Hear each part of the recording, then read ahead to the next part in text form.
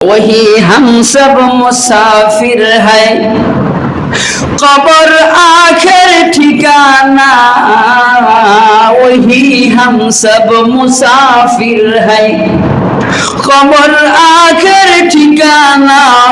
कोई आगे रवाना है, कोई पीछे रवाना। कोई आगे रवाना है, कोई पीछे रवाना। चल मुसाफिर बदगठोरे, बहुत दूर तक जाना है। अब भी जाना, कल भी जाना, जाना तेरा दूर है। बाबा अधो कल इन्नका मैं कुल्लु नफ्सिन जाइक़ातुल मौत। আশরাফ আলী থানভী রহমাতুল্লাহি আলাইহি বলেন, যারা মা বাবার খেদমত করবে তাদের জন্য 5টা পুরস্কারের ঘোষণা। সুবহানাল্লাহ বলেন। যারা মা এবং বাবার খেদমত করবে তাদের জন্য কয় পুরস্কার? 5টা পুরস্কার। 1 নম্বর পুরস্কার হচ্ছে, যারা মা বাবার খেদমত করবে তাদের হায়াত লম্বা হবে। তাদের হায়াত লম্বা হায়াত, শুধু লম্বা হায়াতই না, শুধু লম্বা হায়াতই না, এই লম্বা হায়াতের মধ্যে আল্লাহ তাআলা সুস্বাস্থ্যতা দান করবেন। লম্বা হায়াত পাইলাম কিন্তু স্বাস্থ্যটা ভালো না, অসুস্থ, এমন জীবন না। আশরাফ আলী থানভী রহমাতুল্লাহি আলাইহি বলেন, 1 নম্বর পুরস্কার হচ্ছে লম্বা হায়াত পাবে, দীর্ঘ হায়াত পাবে। দীর্ঘ হায়াতের মধ্যে আল্লাহ তাআলা সুস্থতার নিয়ামত দান করবেন। এটা হচ্ছে 1 নম্বর পুরস্কার। 2 নম্বর পুরস্কার হচ্ছে, যে সমস্ত ছেলে সন্তান বাবা মার খাদেম হবে, খেদমত করবেন। 2য় পুরস্কার হচ্ছে আল্লাহ তাআলা বালা মুসিবত থেকে তাকে হেফাজত করবেন। যেখানে হাত দিবে সেখানেই বারাকা, আল্লাহ তাআলা বারাকা দান করবেন। যে বারাকার কারণে তার ব্যবসা, তার বিজনেস সবখানে বারাকার বদৌলতে লাভ হবে না লস হবে? বাবা মার 2 নম্বর পুরস্কার হচ্ছে, বড় বড় বিপদ আপদ থেকে, বালা মুসিবত থেকে আল্লাহ তাআলা হেফাজত করবেন। 3 নম্বর পুরস্কারের ঘোষণা, সেটি হচ্ছে দুনিয়ার মানুষের কাছে তার সম্মান বৃদ্ধি পাবে। সম্মান বৃদ্ধি পাবে, শুধু দুনিয়ার মানুষ না, আসমানের সমস্ত ফেরেশতাদের কাছে সে সম্মানিত হবে, তার মর্যাদা উঁচু হবে। তো যে সন্তানের কাছে, যে সন্তান, যে ছেলে মেয়েকে আসমানের ফেরেশতারা ভালোবাসবে, আসমানের ফেরেশতাদের কাছে সে সম্মানিত হবে, আশা করা যায় দুনিয়ার মানুষের কাছেও সে সম্মানিত, সে সম্মানিত অর্জন করতে পারবে, সে সম্মান অর্জন করতে পারবে। এটা হচ্ছে 3 নম্বর। 4 নম্বর পুরস্কার হচ্ছে, নবী আলাইহিস সালাতু ওয়াস সালাম ইরশাদ করেন, নবী বলেন, আল জান্নাতু তাহতা আকদামিল উম্মাহাত।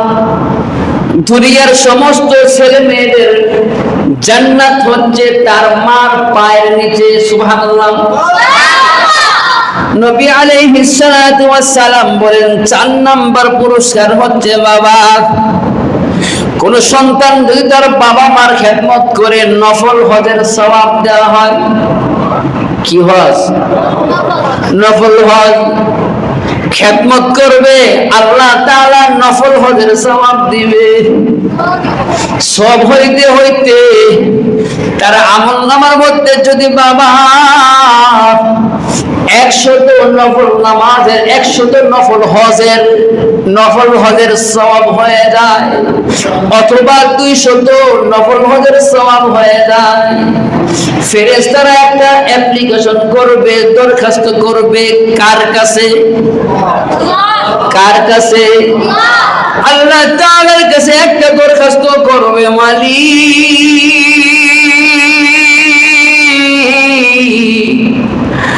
বাবা মার খেদমত করতে করতে তারা আমলনামার মধ্যে 100 নফল হজের সওয়াব হয়েছে।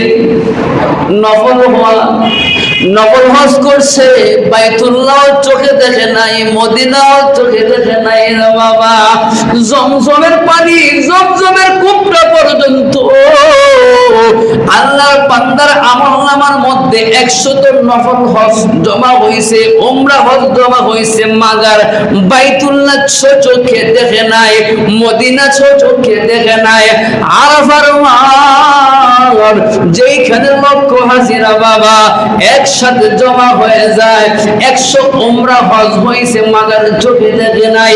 ফেরেশতারা আরজু করবে, একটা চিঠি লিখবে, বাবা রে একটা দরখাস্ত করবে, মালিক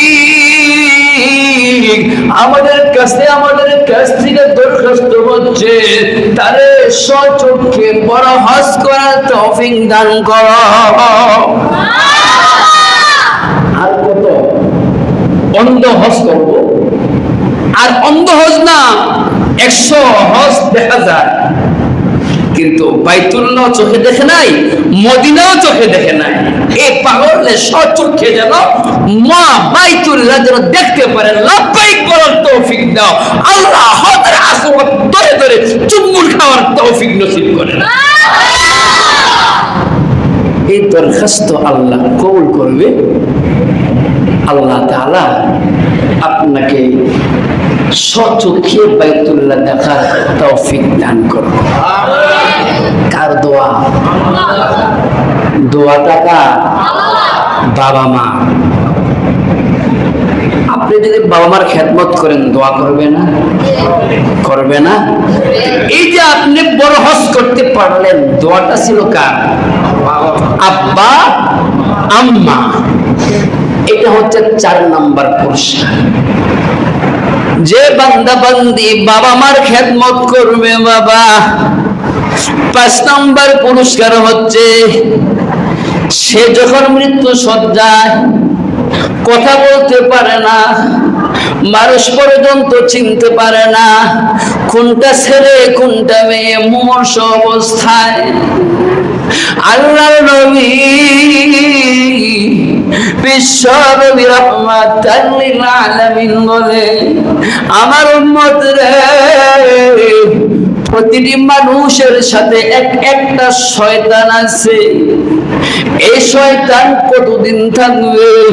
একজন সাহাবা জিজ্ঞেস করেছে, ইয়া রাসূলুল্লাহ, ইয়া হাবিবাল্লাহ, আল্লাহর নবী গো, এই শয়তান কতদিন পর্যন্ত থাকবে? বলে, যতদিন পর্যন্ত তার রূহটা থাকে, সে কথা বলতে পারবে, ওই সময় পর্যন্ত শয়তান তার সাথে থাকবে। কখন যাবে? তার রূহটা যখন চলে যাবে, তার নামটা যখন মুর্দা হয়ে যাবে, মাইয়াত মুর্দা, তাকে মানুষ বলবে না, মৃত মানুষ বলবে। তাকে যখন মানুষ মৃত বলে ঘোষণা করবে, ওই আগ পর্যন্ত আর বাবা মুমূর্ষ অবস্থায় শয়তান আসবে বাবা, বাবার রূপ নিয়া, কখনো বাবার চেহারা নিয়া, কখনো মায়ের চেহারা নিয়া, সাথে আইসা বসবে ঈমান নামক দৌলত চুরি করে নেওয়ার জন্য, আপনাকে বেঈমান বানাইয়া আপনার কবরের মধ্যে সে যাত্রা করাবে। এই জন্য আপনার সামনে আইসা বলবে, বাবা রে, যেই ছেলের প্রতি বাবার দোয়া থাকে, মার দোয়া থাকে, যেই মেয়ের প্রতি বাবা মার দোয়া থাকে, ওই ছেলে মেয়ে কখনো বেঈমান অবস্থায় তার মরণ হবে না।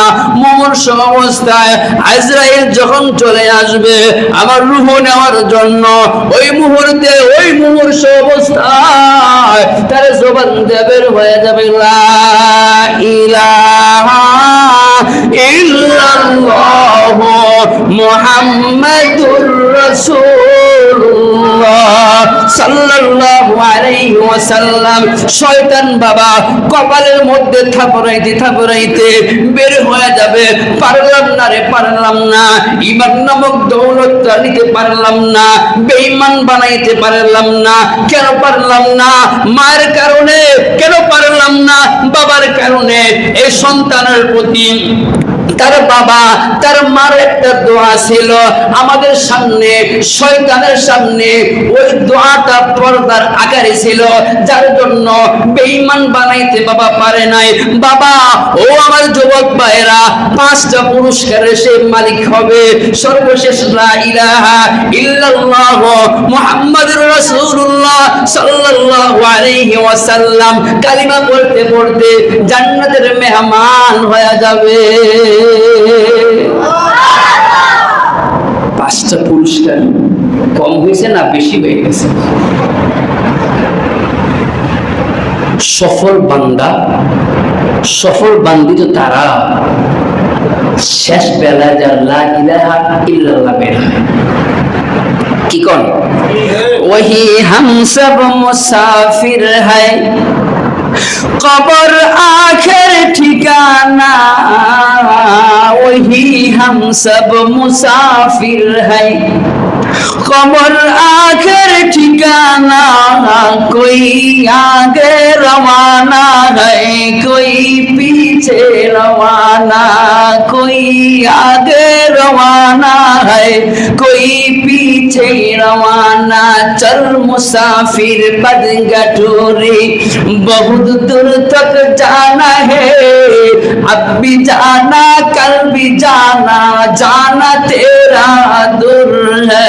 बाबा आज हो कल हो, इन्नका मैं कुल्लु नफ्सिन ज़ाइक़ातुल मौत।